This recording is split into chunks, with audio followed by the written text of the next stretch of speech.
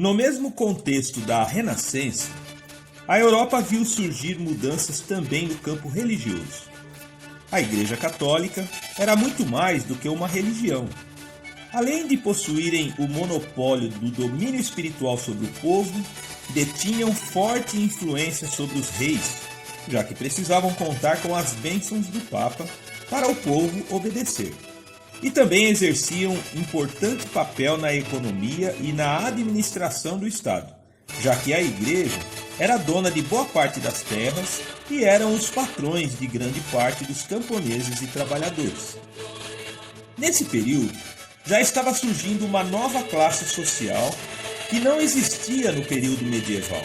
Era a burguesia, um grupo social composto por comerciantes, negociantes, financistas, mercadores, profissionais liberais que encontraram espaço para crescer e prosperar diante da nova realidade que o mercantilismo e as viagens dos descobrimentos proporcionaram para as sociedades e os reinos europeus. Só que essa relação da igreja com os reis, os nobres e o povo não estava mais dando muito certo. Os burgueses queriam ascender socialmente, queriam prosperar, e a igreja não gostava dessa ideia. Os reis também não estavam mais afim de se submeterem aos ditames e à aprovação da igreja e do papa. Os bispos condenavam a atividade bancária e os empréstimos com juros. Chamavam isso de usura. Também chamavam o enriquecimento de luxúria. Foi então que o ex-monge alemão Martinho Lutero promoveu, em meados do século XVI, a Reforma Protestante.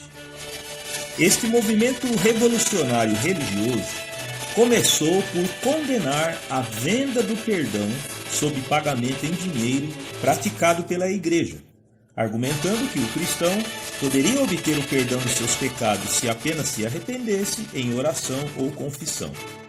Martinho Lutero escreveu 95 teses conflitantes com os dogmas da Igreja Católica e as afixou na porta da Abadia de Wittenberg, na Alemanha, o que, logicamente, rendeu-lhe uma reprimenda por parte do Papa Leão X, onde imediatamente expediu a bula papal, que exigia a retratação pelas heresias por parte de Martinho Lutero e a sua assinatura no documento. Em sinal de insubordinação, Martinho Lutero rasgou a bula papal em praça pública, de modo que teve que se retirar de cena e se esconder no castelo de Wartburg, também na Alemanha. No período de reclusão, Martinho Lutero produziu vários livros e ensaios teológicos e conseguiu finalizar a tradução da Bíblia do latim para o alemão.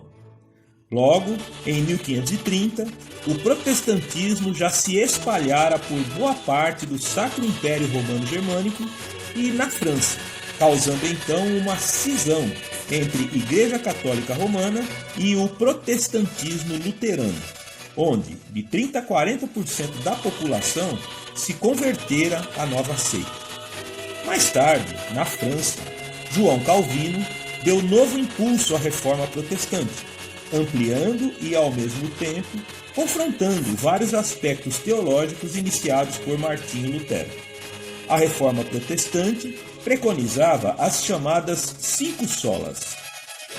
Somente pela fé, somente a Bíblia, somente por meio de Cristo, somente pelas graças de Deus e glória somente a Deus.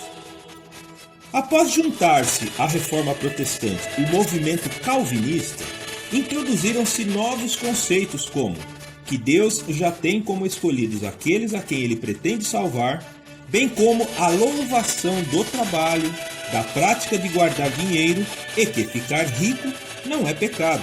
Pelo contrário, é sinal da aprovação de Deus. Logicamente, esses novos conceitos teológicos atraíram grande parte da burguesia europeia, nos reinos alemães, na França e na Inglaterra através da Igreja Anglicana. A reação da Igreja Católica fora a convocação do Concílio de Trento, para promover a Contra-Reforma e reafirmar os dogmas católicos frente ao protestantismo emergente, sendo que esta iniciativa resultou no movimento artístico, musical, religioso e filosófico denominado Barroco Europeu, com o intuito de enaltecer as virtudes e a beleza da fé católica romana.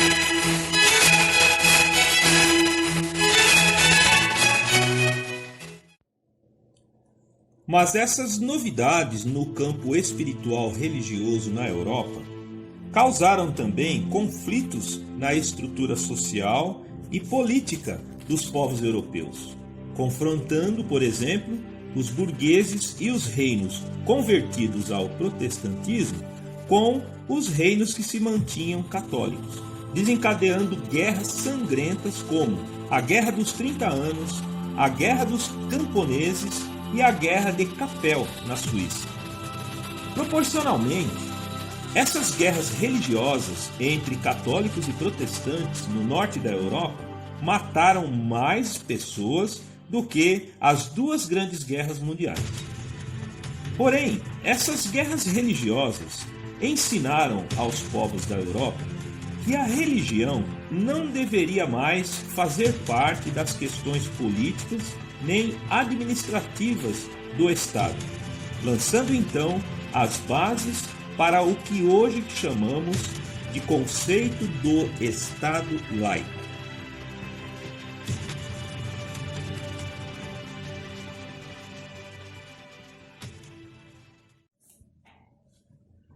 No século XVI até o século XVIII, o mundo estava mergulhado no mercantilismo, agora não restrito ao Mediterrâneo, mas em escala mundial. Com o predomínio das nações europeias, lideradas pela Inglaterra, seguida pela França, Espanha, Holanda e Portugal, o comércio internacional nesses próximos 300 anos, a verdadeira integração entre os continentes americanos, Ásia, Europa, mais a África, enriqueceria a Europa, de modo que também a China e a Índia lá no Oriente, que já eram ricas e poderosas, também usufruíram dessa prosperidade. Também, o mundo viu surgir outra potência mundial, agora no novo continente, os Estados Unidos da América. O crescimento econômico gera, antes de tudo, crescimento populacional, que por sua vez gera demanda por mais comida. Então, o mundo só conseguiu prosperar e aumentar sua população porque naquele momento se dispunham de uma maior variedade de alimentos que se adaptaram bem ao solo europeu e ao território das colônias e pôde aumentar a quantidade de alimentos produzidos. Na Europa, por exemplo, os principais alimentos estrangeiros que contribuíram muito para dar conta de alimentar a população crescente foram a batata, o milho, o açúcar, que antes era só remédio, e nessa época agora ele é usado até nos pratos que para nós teriam que ser salgados. O feijão, a abóbora, que se juntariam ao trigo, cevada e ao arroz que já estava por lá há vários séculos. O surgimento da gastronomia se deu no início do período histórico denominado Iluminismo, que é considerado como um passo adiante da Renascença. Alimentados pelos pensamentos revolucionários dos renascentistas, os iluministas passaram a valorizar ainda mais a ciência e a questionar a autoridade da Igreja sobre o conhecimento, que naquele momento não tinha mais o poder político que teve na era medieval, mas ainda tinha grande influência sobre o pensamento das pessoas, ou melhor, influenciava as pessoas a não pensarem, pois A igreja se achava sabedora de tudo e, quando fosse preciso, ensinaria o que fosse necessário. Nesse contexto, a alimentação da maior parte do povo pobre continuava precária e sem graça, à base do bom e velho mingau de trigo ou de centeio, acrescido de ervas frescas e, quando possível, um pedaço de bacon ou banha de porco. A prosperidade e a diversidade alimentar proporcionada pelo mercantilismo só beneficiava, na maior parte das vezes, uma pequena, mas porém poderosa classe de nobres, burgueses e as monarquias. Os nobres e as famílias monárquicas da Europa dessa época usavam também a comida para se exibir. Como as especiarias eram muito caras, valiosas mais do que o próprio ouro, a nobreza usava isso para ostentar, da mesma forma que faziam com a vestimenta, a moradia, os veículos e vários aspectos da vida cotidiana. Então, era chique um prato forrado de ervas da Índia, cravo, canela, pimenta e açúcar. Logicamente, uma culinária assim poderia ser tudo, menos gostosa. De repente, o mercantilismo inunda as praças com as tão desejadas especiarias e os novos alimentos trazidos de todas as partes do mundo, sendo que tais produtos passaram também a serem cultivados na Europa, onde fizeram o preço cair drasticamente, de modo que tudo que antes era valioso e chique, agora tornou-se uma coisa comum e mais barata. Era preciso, então, encontrar uma nova forma de se exibir através da comida. Pelo menos dessa vez, seria de uma forma menos cafona, desenvolver uma cultura e metodologia culinária que fizesse de fato uma comida saborosa, usando os diversos ingredientes agora disponíveis. Então, a grande cozinha, na França de Luís XIV, no século XVII, surgiu desse contexto. Entendendo esse processo, vamos entender muita coisa que de forma intuitiva nos orienta quanto à nossa forma de se cozinhar hoje em dia. Por exemplo, os mestres da Grande Cuisine romperam com os hábitos de pôr açúcar em tudo. Reservaram esse alimento para associá-lo a ovos, leite e frutas. As formas de temperar e os molhos supercarregados de pimentas da Índia e mostarda, que deixavam os alimentos muito picantes e sufocavam os aromas dos outros acompanhamentos, também tiveram seu uso restringido. No círculo da nobreza e da corte francesa de Luís XIV, o Rei Sol, a principal diversão e deleite era participar ou promover suntuosos banquetes e festas nos châteaux ou os castelos das poderosas famílias, onde rolava uma culinária rica, extravagante, sofisticada e cheia de especiarias. Culinária esta introduzida pelos cozinheiros renascentistas italianos trazidos por Catarina de Médici ainda no século XVI.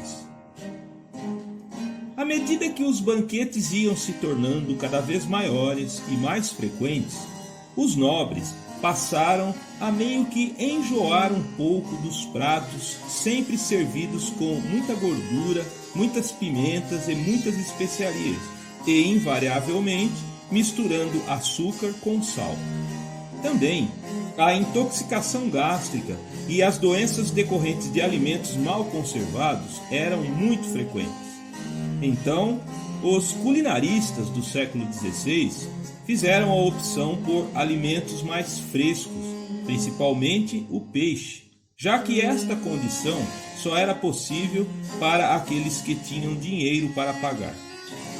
Eis que surge a Grande Cuisine, nas mãos de François-Pierre de La Varenne, francês nascido na Borgonha, que codificou a culinária francesa daquela época em livros, como a obra Le Cuisinier Français. A principal característica das suas obras, dos seus manuais e da sua culinária era a diminuição do uso de especiarias e a promoção dos sabores naturais e espontâneos dos alimentos. Também, ele introduziu na corte e na nobreza vegetais que eram tidos como comida de pobre e sem valor, como a couve-flor, os aspargos, ervilhas, pepinos e as alcachofras. Tudo precisaria ser muito fresco e tenro, já que sua deterioração não mais seria mascarada por excesso de sal, de açúcar ou de especiarias. Também fora Pierre de la Varenne que separou comida salgada de comida doce e designou a segunda como sobremesa. Ele tratou de fazer evoluir os molhos brancos aprendidos com os italianos florentinos e também inventou o piquet garni. Ampliou a utilização dos caldos de carnes e foi o primeiro a usar em seu livro a expressão redução para caldos longamente cozidos e condensados. Em outro livro, o Le Pâtissier Français descreveu várias receitas de doces e de massas, sendo o primeiro manual de confeitaria francesa. Expressões culinárias padrão até hoje, como a moda e ao natural, surgem pela primeira vez em seus trabalhos. Foi também o inventor do duxelles, um condimentado patê de cogumelos e ervas. O seu livro, Le Cuisinier Français, fora o primeiro a ser traduzido do francês para o inglês. Naquele tempo, o título profissional que designava o culinarista não era chefe de cozinha, e sim officier de douche, ou seja, oficial de boca. Um outro officier de bouche importante, que escreveu pouco, mas cozinhou muito, fora François Massielot. Descrito como o cozinheiro régio, serviu suas delícias para Felipe I, Duque de Orleans, para o Cardeal d'Estrées e o Marquês de Louvois, nos mais badalados châteaux da época, como o Château de Sceaux, Château de Meudon e o próprio Palácio de Versalhes do rei Luís XIV. Fora o primeiro a apresentar um dicionário culinário em ordem alfabética. No seu trabalho, Le Cuisinier Royal et Bourgeois, de 1691, ou A Cozinha Real e Burguesa, já identificou ali diferenças importantes nos gostos e nas preferências entre os nobres e os monarcas e entre os empresários burgueses em ascensão naquela época. Também é preciso lembrar de Nicolas Bonnefond, que escreveu um manual de jardinagem e horticultura com muitas receitas de preparo e utilização das verduras, frutas e hortaliças na forma de compotas, geleias, picles e cozidos. No seu livro, o Le Jardinier Français fez muito sucesso à época em vários países da Europa. Estes três officiers de bouche franceses, François-Pierre de La Varenne, François Massielot e Nicolas Bonnefond, foram os culinaristas que revelaram para o público a gastronomia que era praticada nos châteaux e no Palácio de Versalhes.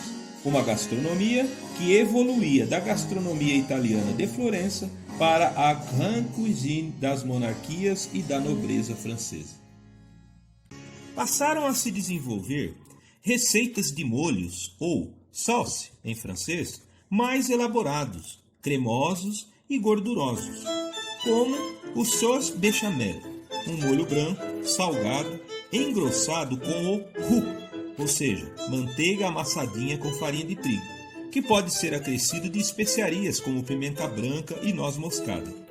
Desse molho derivaram os molhos La Crème, Mornay e molho Soubise. Este molho serviria para acompanhar macarrão, abobrinhas, ovos e peixes. Também o sauce velouté, ou um caldo de vitela, frango ou peixe, engrossado com gema de ovo, creme de leite e acrescido de tomate e suco de laranja para dar uma corzinha. Derivaram dessa receita os molhos Suprême, Paulette e Normandie.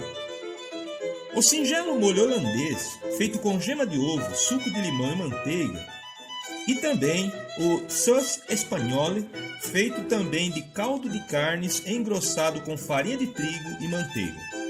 O uso das especiarias diminuiu. Optou-se então por ervas aromáticas frescas, como o estragão, manjericão, alecrim e a cebolinha. Também é nessa época que se inventa o bouquet garni, onde só se deseja adicionar ao prato os aromas e essências herbais. É também nesse movimento que se faz o uso mais intenso dos vegetais em detrimento às carnes, onde a salada de frutas também obtém destaque. Os vegetais da horta do rei viraram moda no meio dos nobres. Aspargos, ervilhas, aipos, alcachofras e o incremento das receitas de soufflé. Os pomares de frutas também passaram a receber toda a atenção, de modo que a profissão de jardineiro e de cultivador de hortas fora muito valorizada nesse período. Também houve o ressurgimento das compotas, das geleias e da laminação de massas, ou seja, as massas folhadas. Essas inovações se juntaram às receitas já consagradas da culinária popular francesa, como o cassoulet, o bife bourguignon, ratatouille, a sopa de cebola e iguarias como o foie gras, escargot e, na área das sobremesas, o creme brûlée, crêpe Suzette, tarte tartin e os valorizados macarrons. Seria neste período também que seriam acrescentados aos hábitos não apenas dos franceses, mas dos europeus em geral, o café trazido da Etiópia, o chá trazido da Ásia, o chocolate e o tomate trazido das Américas. Os europeus se apropriaram tão bem desses alimentos que parece que o chá sempre fora dos ingleses, o chocolate sempre fora dos suíços, o café e o tomate sempre fora dos italianos. Ainda no século XVIII, os venezianos ensinaram os europeus a tomar café com leite e também a preparar deliciosos molhos de tomate para cobrir massas. Durante a Idade Média, praticamente não existia o conceito de gastronomia na Europa. A Igreja pregava contra o pecado da gula e do desperdício, sendo esse um instrumento importante para promover um racionamento necessário num ambiente social com pouca quantidade e variedade de comida. Mas com a chegada do café, do chá, chocolate, tomate, açúcar, também a batata, o milho, as pimentas fomentaram o surgimento do prazer em se alimentar e a valorização daqueles que sabiam cozinhar. De modo que os profissionais da cozinha não eram mais apenas empregados ou serviçais, mas passaram a ser chefs, maîtres, rôtisseurs, commis, garçons, etc. Como tudo o que aconteceu na história da gastronomia, o advento da Grande Cuisine também influencia em muito até hoje os nossos hábitos, escolhas, preferências e costumes. Por exemplo, o hábito de tomar café com leite, pão francês e manteiga, a arrumação da mesa, copos e taças específicos para cada tipo de bebida, usar talheres específicos como a faca de mesa, garfo, colheres de todos os tamanhos e aplicações, colocar na mesa toalha e guardanapos, evitar misturar no mesmo prato o doce e o salgado, engrossar caldos e sopas com farinha de trigo ou outros amidos, comer frutas e doces após a refeição como sobremesa e, de quebra, tomar aquele licorzinho ou vinho do Porto por cima. Também aprendemos com eles as delícias dos molhos brancos, da maionese, dos cremes doces como o glacé, chantilly, flan, mousse e tantos outros.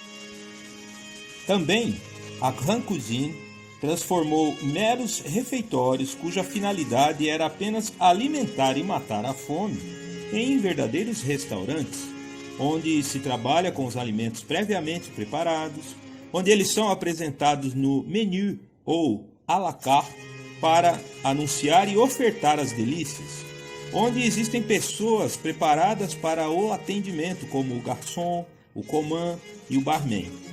e todo o aparato montado para não apenas alimentar as pessoas, mas para tornar o momento da refeição uma ocasião de deleite e de prazer. A Grande Cuisine, surgida no período de Luís XIV, fora fruto do reinado mais longo, ao todo 72 anos, mas também o mais rico, mais próspero e, por isso mesmo, o mais snob da história da monarquia francesa, pois a corte de Luís XIV gastava vultuosa soma em dinheiro com luxos e extravagância. E o próprio rei Luís XIV era considerado um monarca difícil de se agradar. Mas, por ele saber indicar os melhores auxiliares, ser inteligente e conseguir levar o reino da França à liderança entre as potências europeias, por isso mesmo, a nobreza francesa o reverenciava como o Rei Sol. Entre os seus nobres auxiliares, ele contava com o Marquês de Belle-Île, Nicolas Fouquet, que era um superintendente das finanças do reino, um marquês astuto, ganhador de dinheiro e que também promovia suntuosas festas para a nobreza em seu palácio, o Château Vaux-le-Vicomte. Segundo a história, Luís XIV tinha muitos ciúmes do brilho e do prestígio que Nicolas Fouquet tinha na sociedade francesa. Eis que surge a figura de François Vatel, um chefe de cozinha de origem humilde, porém brilhante e afamado, e antes de tudo, um excepcional mestre de cerimônias, o que consistia no grande trunfo de Nicolas Fouquet em realizar os maravilhosos eventos em sua rica propriedade. Então, o rei Luís XIV, o Rei Sol, impossibilitado de conviver com o brilho de outro astro no mesmo reino, exerce seu papel de monarca absolutista e manda prender Nicolas Fouquet sob fracas acusações de fraude e conspiração. Mais tarde, historiadores identificariam o Marquês de Belle-Île, Nicolas Fouquet, como o Cavaleiro da Máscara de Ferro. Isto após a sua morte na prisão. Então, o chefe François Vatel vai trabalhar agora para o príncipe de Condé, Luís II de Bourbon-Condé, que era primo do rei Luís XIV e que aspirava a ser o comandante do exército do rei, sendo que o rei andava magoado com o primo por causa de posicionamentos políticos dele nas batalhas das Frondas. O príncipe de Condé, então, estava decidido a se reconciliar com seu primo, o rei Luís XIV, de modo que o convidou para um fim de semana de caça em sua magnífica propriedade, o Château de Chantilly. François Vatel, que muito estimava o seu patrão, o príncipe de Condé, teria o enorme desafio de preparar banquetes, bem como criar atrações, diversão e cerimonial impecável, a fim de agradar ao rei Luís XIV e à sua corte. Foi nessa ocasião que François Vatel inventou o creme chantilly, que muito agradou o rei, por sinal, mas logo na primeira noite de jantar, como Luís XIV levou mais de 3.000 nobres convidados, excedendo o número de convidados previsto, faltou fazão, o que deixou Vatel muito frustrado. Mas o cerimonial correu de forma impressionante e divertida, onde além de a corte e dos nobres experimentarem uma gastronomia maravilhosa, também se divertiram muito. Porém, para o jantar da Sexta-feira Santa, Vatel havia encomendado de barcos pesqueiros vários tipos de peixes e mariscos, que deveriam ser entregues em cima da hora, a fim de se apresentarem no jantar frescos e tenros. A espera deixou Vatel aflito e demasiadamente ansioso, e próximo do horário da entrega, apareceu um pescador com poucos peixes e informa que os barcos não voltaram com a encomenda. Vatel, não suportando a frustração e acometido por forte sentimento de culpa pela falha, se suicida com um punhal. Logo a seguir, a encomenda chegaria, sendo que houve um desencontro de informações.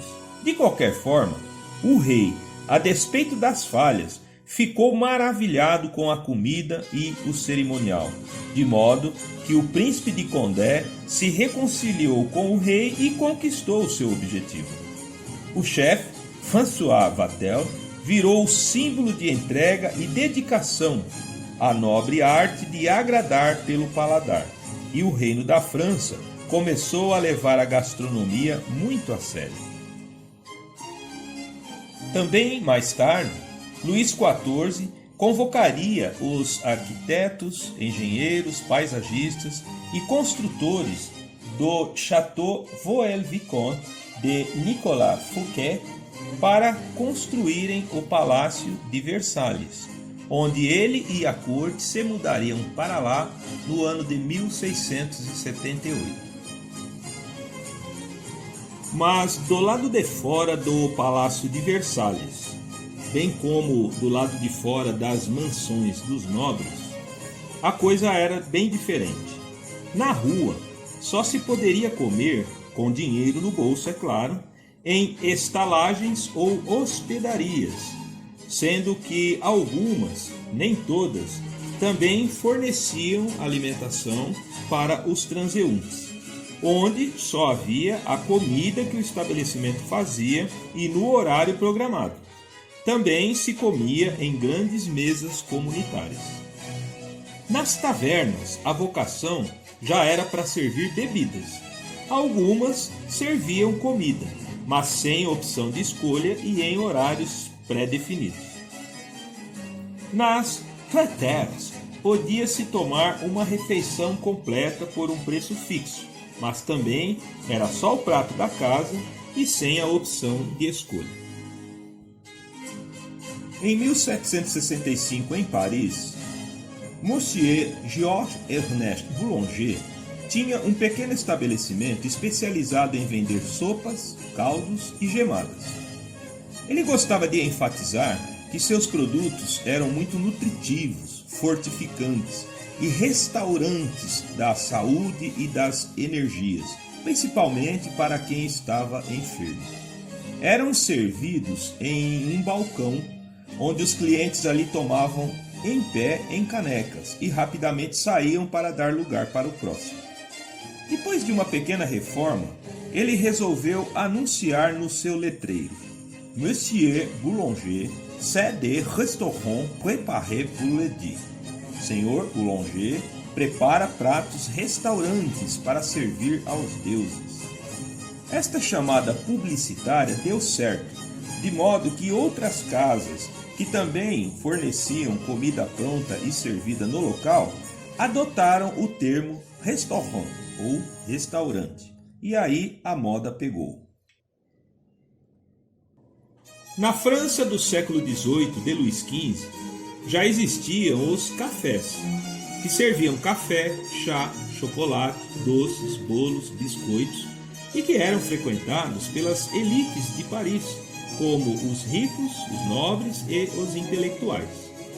Mas o primeiro restaurante, como concebemos hoje, um lugar pensado não apenas como simples refeitório ou para servir sopa, mas cujo objetivo é agradar, tanto pela variedade dos pratos, como pela qualidade e o aconchego do local, se deu pela iniciativa de Monsieur Antoine Bouvillier, em 1782, cujo estabelecimento chamava-se La Grande Taverne de Londres, que combinava 4 aspectos que identificam um autêntico restaurante: garçons para atender e orientar e também servir, cozinha bem preparada e com profissionais respeitados, uma adega com variedade de vinhos e um salão propositalmente decorado para agradar. Mais tarde, Monsieur Antoine Bouvillier escreveria um livro de culinária famoso, intitulado A Arte do Cozinheiro. Se na época de Luís XV não haviam mais que 300 restaurantes por toda a Paris, após a Revolução Francesa, este número passava de 3.000. O cardápio, ou o menu, havia sido inventado por Leonardo da Vinci, na época da Renascença, quando ele era proprietário de um restaurante na Toscana. Porém, isto caiu em desuso. Desconfia-se que Monsieur Bouvillier tenha adotado o menu em seu sofisticado restaurante. Então começam a funcionar novos restaurantes na França de Luís XV. Um outro restaurante histórico surgido nesse período era o La Pérouse, que em sua época a criminalidade e a violência nas ruas de Paris era grande, de modo que o dono construiu salinhas individuais no segundo andar, a fim de que negociantes pudessem ir para lá para almoçar e ao mesmo tempo fazer negócios, fazer pagamentos, receber. Depois estas salinhas foram convertidas em espaços privativos para jantares românticos, que funcionam até hoje. Também o Le Pérouse era servido por galerias secretas subterrâneas, que o ligavam ao parlamento da França e eram utilizadas pelos políticos para não correrem riscos de caminharem pelas ruas até lá. Na mesma época, surge também o Le Grand Vefour, frequentado por nobres e intelectuais da época de Luís XV, que inventou o sauce mornay, um tipo de molho branco acrescido de queijo emmental e gruyère. Este elegante e histórico restaurante fora destruído por um ataque à bomba nos anos 80, onde até hoje ninguém assumiu a autoria do atentado, mas foi reaberto e reformado e funciona até hoje. Na Paris de Luís XV já existia o Café Procopio, fundado pelo italiano da Sicília, Francesco Procopio, em 1686, que fora o ponto de encontro de artistas e intelectuais iluministas e também de nobres herdeiros da era medieval. Fechou em 1872 e reabriu em 1920, estando funcionando até hoje, cujas especialidades extrapolam o serviço de café, sendo na verdade um restaurante, que serve como especialidades coq au vin, que é o galo ao vinho, tête au veau, que é a cabeça de bezerro cozida, torta mil folhas e o tiramisu, a famosa sobremesa italiana feita com biscoitos embebidos em café, entremeados por um creme feito com queijo mascarpone, creme de leite, ovos, açúcar e o vinho siciliano Marsala, em homenagem à terra do fundador do Café Procopio. Outro restaurante histórico do tempo de Luís XV é o La Tour d'Argent, que, segundo a lenda, fora fundado em 1582, mas que criou fama mesmo a partir de 1890 com o prato Caneton Tour d'Argent, um prato feito de pato prensado que já fora aprovado por Roosevelt, o imperador Hirohito do Japão, a rainha Elizabeth da Inglaterra, Charles Chaplin, Churchill, Kennedy e Gorbachev. Foi o La Tour d'Argent, ou Torre de Prata, que significa tradução, que serviu de inspiração para o filme de animação Ratatouille, da Pixar.